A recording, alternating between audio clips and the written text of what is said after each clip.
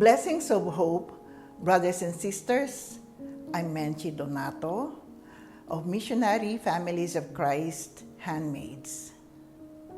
Ang ebanghelyo ngayong araw ay tungkol sa talinghaga ng alibughang anak. Merong 3 characters sa kwento ni Jesus. Una, ang ama. Isang ama na nasaktan nang hiningi ng bunsong anak ang kanyang mana. Masakit yun, ha? Parang sinabihan siya, mamatay ka na. Ang mana ay binibigay lamang kapag patay na ang magulang. Ang ama, imbis na magalit, binigay ang gusto ng anak. Iginalang ang desisyon ng anak na humiwalay na sa kanya, maging malaya, kahit pakiramdam niya, hindi handa ang bunso, humawak ng ganong kalaking pera. Mahabagin, mapagmahal ang ama. Second character, ang bunsong anak. Kinuha na niya ang kanyang karapatan sa mamanahin. Wala siyang pakialam, masaktan man ng ama, basta yung gusto lang niya ang iniisip. Makasarili ang bunso. Nagpakalayo siya, nagpakasasa sa sarap hanggang sa naubos lahat ang mana. The third and last character, ang panganay na anak. Nagalit nang tinanggap ang bunsong kapatid ng ama nila at lalong nagngit-ngit sa galit nang ipinagdiwang ang pagbabalik. Inggit, selos ang panganay. Anong nakikita natin sa relasyon nilang tatlo? Yung dalawang anak, merong wrong mentality. Anong mapapalako rito sa relasyong ito?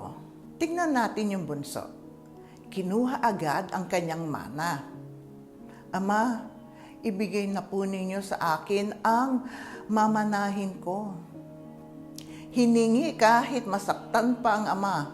Karapatan daw niya kasi yun bilang isang anak. Kumbaga, sense of entitlement. Yung panganay naman, ganun din ang takbo ng isip, wrong mentality. Pinaglilingkuran ko kayo sa loob ng maraming taon at kailanmay hindi ko kayo sinuway. Ngunit ni minsan, hindi ninyo ako binigyan ng kahit isang maliit na kambing para magkasayahan kami ng aking mga kaibigan. Pero, kapatid ko, nagpapatay pa kayo ng pinatabang guya. Tulad ng dalawang anak, ang mentality rin ba natin ay, anong mapapala ko sa relasyon? Anong mapapala ko sa relasyon sa Diyos? Lord, naglilingkod ako sa iyo. Ang tagal-tagal ko na nga sa simbahan, sa aming community. Naging tapat ako. I gave my all.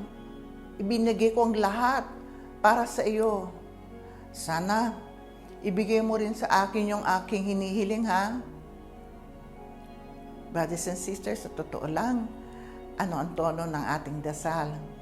Demanding, conditional. Feeling natin dahil nagsaserve tayo, we deserve yung pagpapala. Feeling natin dahil anak tayo ng Diyos, we are entitled tumanggap ng pagpapala. Nagiging conditional ang ating relationship sa Diyos Ama.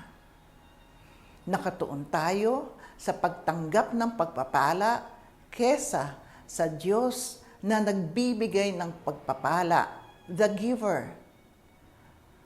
Pero paano kung patuloy pa rin ang sakit natin? Ang pagkalugi sa negosyo, paano kung nawalan ng trabaho, namatayan tayo? Feeling ba natin nawala na ang pagpapala? Ngayong panahon ng Kwaresma, naway baguhin natin ang ating wrong mentality na makasarili at mainggitin. Iwasto natin ang ating pag-iisip at puso. Mas maging mapagpasalamat sa Diyos, mas ma-appreciate na pinagpala tayo ng Diyos sa anumang meron na tayo ngayon.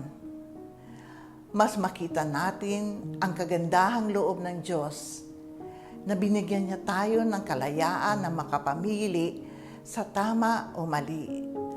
Naway piliin lagi ang kabutihan. Umasa tayo kay Kristo sa pagbabago ng ating sarili.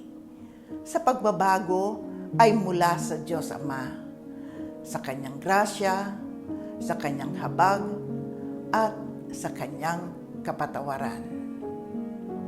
Pagpalain nawa tayo ng Diyos na may kapal.